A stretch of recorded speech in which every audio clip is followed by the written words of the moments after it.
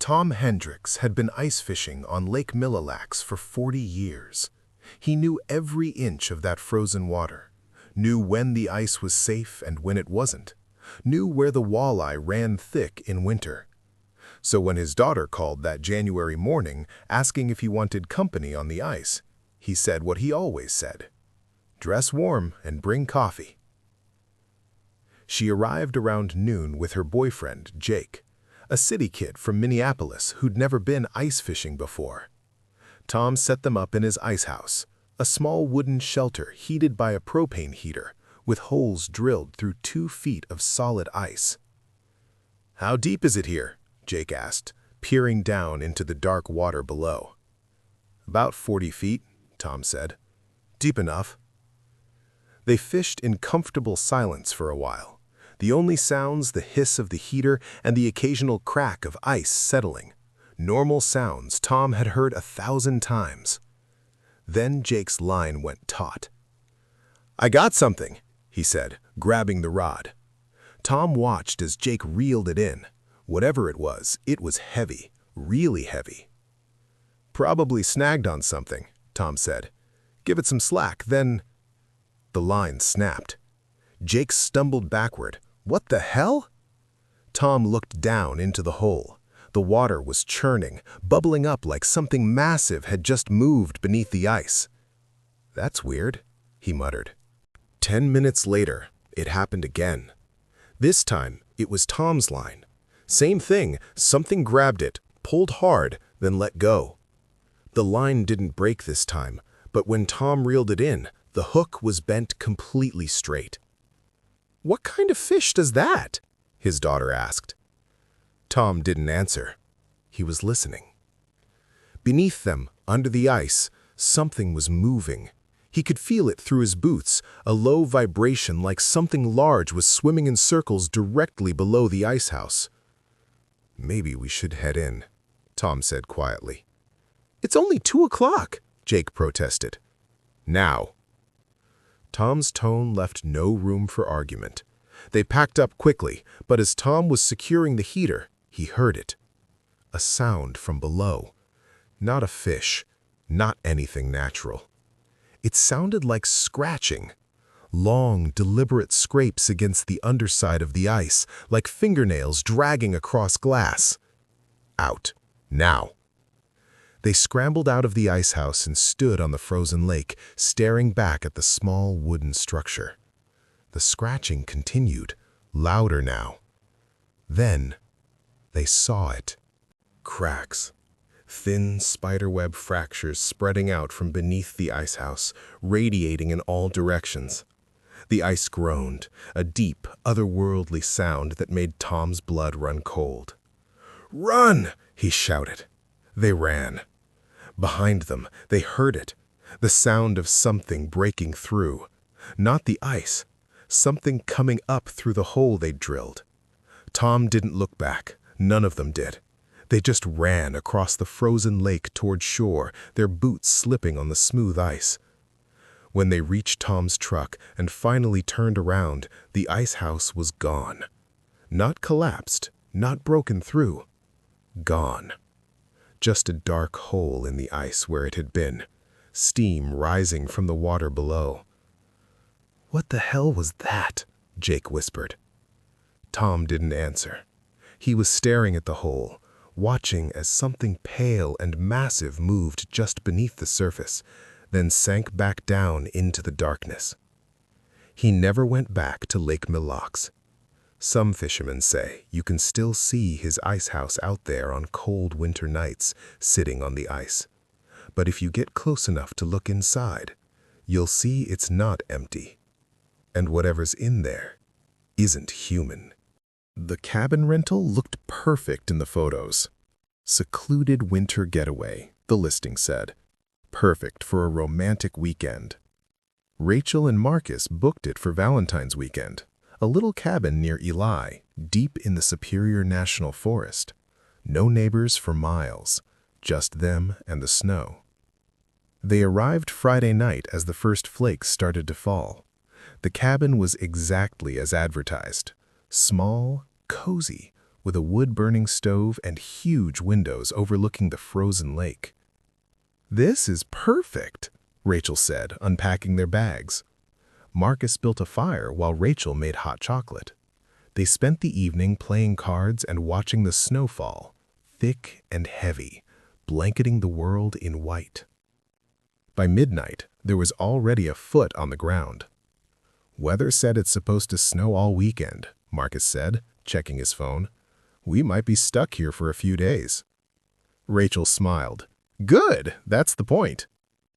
They went to bed listening to the wind howl through the trees, the cabin creaking and settling around them.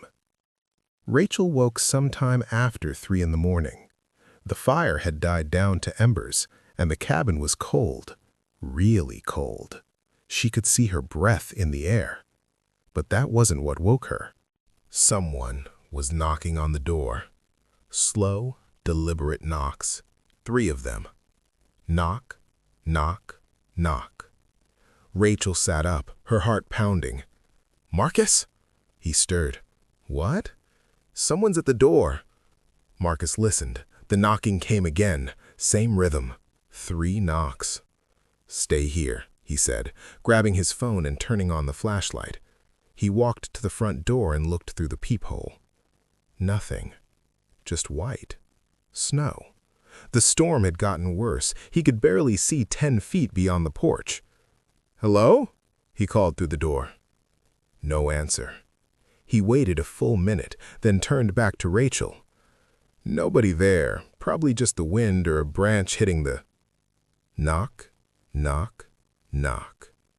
This time from the back door. They both froze. The cabin only had 2 doors, front and back. If someone had moved from the front to the back that quickly, they would have had to run through 3 feet of snow in the middle of a blizzard. "Call someone," whispered Rachel. Marcus checked his phone. No signal. The storm must have knocked out the tower. Knock, knock, knock. Front door again. "What do they want?" Rachel asked, her voice shaking. Marcus didn't answer. He was staring at the window next to the front door. A face was pressed against the glass, pale, wet, with eyes that reflected the dying firelight like an animal's. It smiled. Then it was gone. "Oh my God," Rachel breathed. The knocking continued. Front door, back door, windows. All around the cabin, the same 3 knocks, moving in a circle. Faster now. Knock, knock, knock. Knock, knock, knock. Knock, knock, knock. Marcus grabbed the fireplace poker. "Stay in the bedroom. Lock the door." "I'm not leaving you." "Go!" Rachel ran to the bedroom and locked the door. She pressed her ear against the wood, listening. The knocking stopped. For a long moment, there was only silence and the sound of the wind. Then she heard Marcus scream. Rachel threw open the bedroom door. Marcus was standing in the middle of the living room, staring at the front door. It was wide open, snow blowing in, and standing in the doorway was nothing. No one. Just the empty darkness and the storm. "Marcus?" He turned to look at her. His face was white. It just opened. I didn't touch it. It just opened." They stared at the open door. Then, from somewhere out in the storm, they heard it. Laughter. Children's laughter, high and clear, cutting through the wind. Marcus slammed the door shut and locked it. They spent the rest of the night huddled by the fire, listening to footsteps circling the cabin, over and over, until dawn. When the storm finally cleared on Sunday, they left. The owner called later that week, confused. "You said someone was knocking on your doors?" "Yes," Rachel said. "That's impossible. I checked the snow around the cabin after you left. There weren't any footprints, not a single one." "That's impossible," Rachel said. "We heard them. We saw them." "I'm telling you," the owner said slowly, "there were no footprints in the snow. Nothing human could have been there." Rachel hung up. She never found out what was knocking, and she never went back. Danny was halfway between Duluth and Grand Marais when he saw her. It was just past midnight and the highway was empty. Nothing but snow and darkness and the occasional deer crossing sign. He'd been driving for 6 hours straight, heading home for Christmas, and he was exhausted. That's when his headlights caught her. A woman standing on the side of the road, thumb out, wearing nothing but a thin dress. No coat, no boots, nothing. In the middle of a snowstorm. Danny's first instinct was to keep driving. Every horror movie he'd ever seen started like this. But he couldn't. It was 15 below zero. She'd freeze to death out here. He pulled over.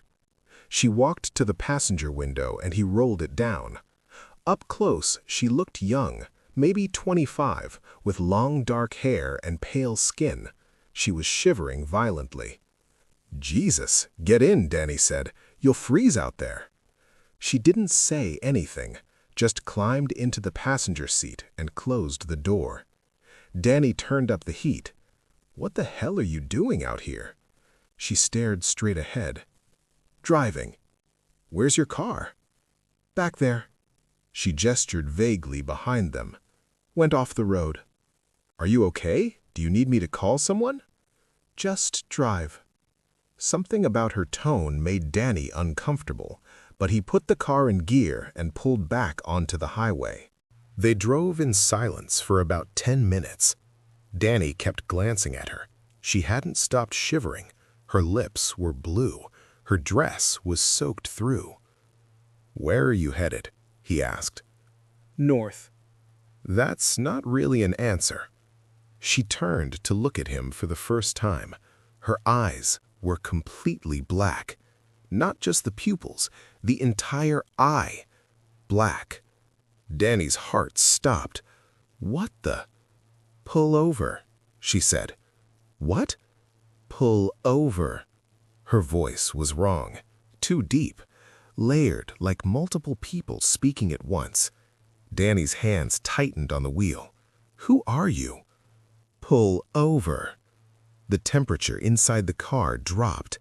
Danny could see his breath now, even with the heat blasting. Frost was forming on the inside of the windows. "No," Danny said, his voice shaking. "I'm not stopping."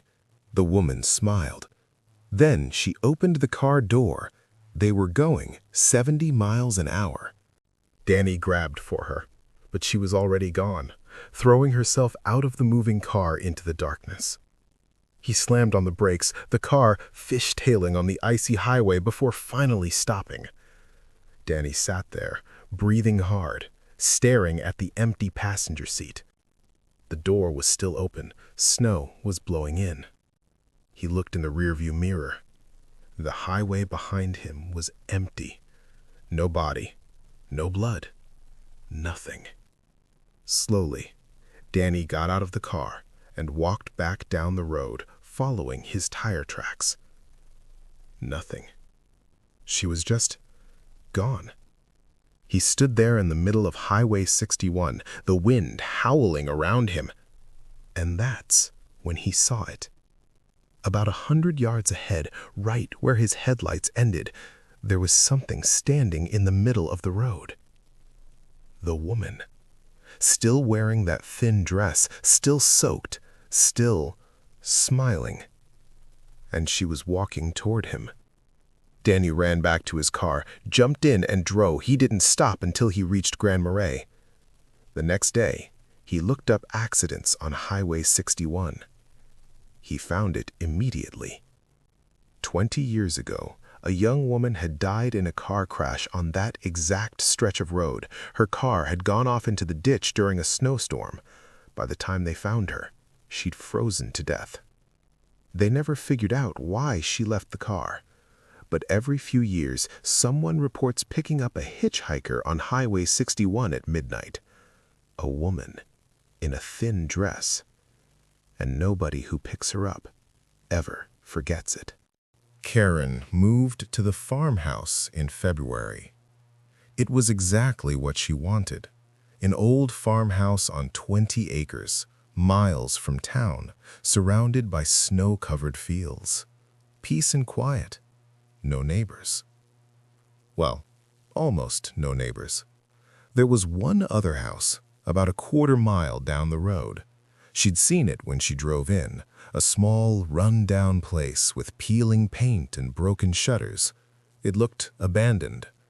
But on her first night in the new house, she saw lights. Not inside the house, outside.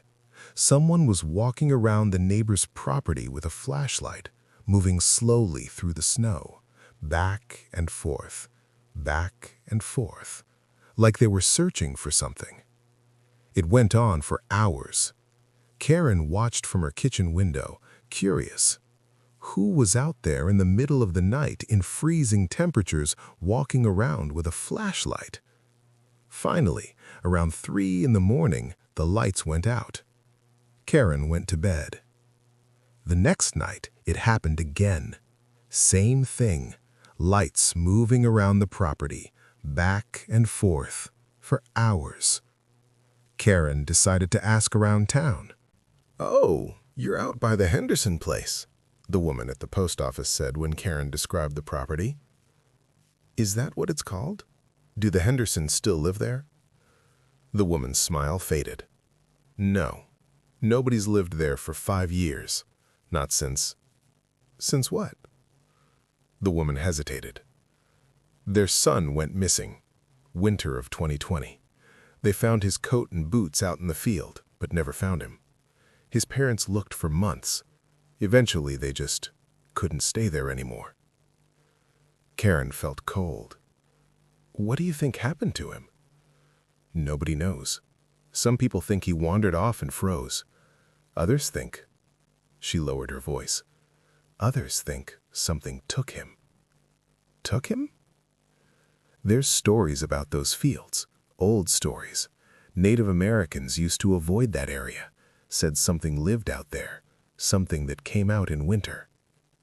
Karen laughed nervously. "That's just superstition." The woman didn't laugh. "Maybe, but I wouldn't go walking out there after dark if I were you." That night, Karen watched the lights again. They moved differently this time. Faster, more frantic, like whoever was holding the flashlight was running. And then she realized something. There wasn't just one light. There were two. One chasing the other. Karen grabbed her phone and called 911. "There's someone on my neighbor's property," she said. "I think someone's in danger." The sheriff arrived 20 minutes later. Karen watched from her window as his headlights swept across the field. He searched the property for an hour. When he came back, he looked confused. "There's nobody out there," he said. "No footprints in the snow. Nothing." "That's impossible. I saw lights, 2 of them." "Ma'am, that field hasn't been touched. The snow's completely undisturbed." "But I saw them." "I believe you saw something," the sheriff said carefully. "But there's nobody out there now." After he left, Karen stood at her window, staring at the dark field. The lights didn't come back that night, or the next night. But on the 3rd night, she saw them again. Only this time, they weren't on the neighbor's property. They were in her field, and they were coming toward the house. Karen locked all the doors and windows. She turned off all the lights and hid in her bedroom, watching through a crack in the curtains. The lights moved closer, slow, deliberate. When they reached the edge of her yard, they stopped. Karen held her breath. Then, very slowly, the lights began to circle her house, round and round, for hours. She never saw who was carrying them. In the morning, Karen went outside to look for footprints. There were none. Just like the sheriff said, the snow was completely undisturbed, smooth, perfect, like nobody had been there at all. Karen sold the house 3 weeks later. The new owners reported seeing lights too. They didn't last a month. Now the house sits empty, and on cold winter nights, if you drive past those fields, you might see them. Two lights moving through the darkness, still searching, still hunting. For what, nobody knows, but locals will tell you. If you see the lights, don't stop. Don't get out of your car, and whatever you do, don't let them see you watching. Because once they know you're there, they'll come for you too. Brad and his buddies thought winter camping would be fun. "It's not that cold," Brad said. "We've got good gear. We'll be fine." They chose a spot in the Boundary Waters, remote, beautiful, and completely isolated. They'd camp for 2 nights, do some cross-country skiing, and head home Monday morning. It was supposed to be an adventure. The first day was perfect. They skied out to their campsite, set up tents, built a fire, and cooked dinner under a sky full of stars. The temperature was dropping, maybe 10 degrees, but they were prepared. Good sleeping bags, layers, hand warmers. "This is awesome," Brad's friend Mike said. "Why don't we do this more often?" "Because we're usually smart enough to camp when it's warm," someone joked. They laughed and stayed up late, drinking whiskey and telling stories around the fire. Around midnight, they finally crawled into their tents. Brad was almost asleep when he heard it. Footsteps, crunching through the snow, slow, heavy. He sat up, listening. The footsteps circled the camp, round and round. Then they stopped, right outside his tent. Brad held his breath. He could hear breathing on the other side of the thin nylon wall. Deep, ragged breaths. Not human. "Guys?" Brad whispered. "Someone there?" No answer. The breathing continued. Then, very slowly, something pressed against the tent wall from outside. Hard, like a hand. Brad scrambled backward. "Mike, wake up!" The pressure released. The breathing stopped. When Mike unzipped the tent and looked out, there was nothing. "Dude, what?" "Something was out there," Brad said. "I heard it. It was right outside the tent." They checked the camp. Nothing. No tracks in the snow. No sign of any animal. "You probably heard one of us getting up to pee," Mike said. "Go back to sleep." But Brad didn't sleep. He lay awake, listening. And around 3 in the morning, he heard it again. Footsteps. This time they didn't circle the camp. They went straight to Mike's tent. Brad heard the zipper. Mike's tent, opening from the outside. Then Mike's voice. "Hey, what the—" And then screaming. Brad burst out of his tent. The others were right behind him. Mike's tent was open, empty. "Where the hell is he?" someone shouted. They searched the camp, calling his name. Nothing. Then, Brad saw the tracks. Deep impressions in the snow, leading away from Mike's tent toward the tree line. But they weren't boot prints. They were too big, and the stride was too long. Whatever made them was massive. "We need to go after him," Brad said. "Are you insane? It's pitch black and freezing. We'll die out there." "Mike will die if we don't." They argued for 5 minutes. Finally, they agreed to wait until dawn. Longest 5 hours of Brad's life. When the sun finally rose, they followed the tracks. They led deep into the woods, deeper than they'd gone before. The tracks were erratic, like whatever was carrying Mike had been running. After 2 miles, they found his sleeping bag. Empty. Shredded. A mile further, they found his boot. Then his jacket. Then, nothing. The tracks just stopped. Right in the middle of the forest. Like whatever was carrying Mike had just vanished. They called for help. Search and rescue combed the area for 3 days. They never found Mike. Not his body, not any trace of him. The official report said he probably wandered off in the night and succumbed to hypothermia. His body would turn up in the spring when the snow melted. It never did. Brad doesn't go camping anymore. None of them do. But sometimes, late at night, Brad gets calls from unknown numbers. When he answers, there's no voice, just breathing. Deep, ragged breathing. And in the background, very faint, he can hear wind and footsteps crunching through snow.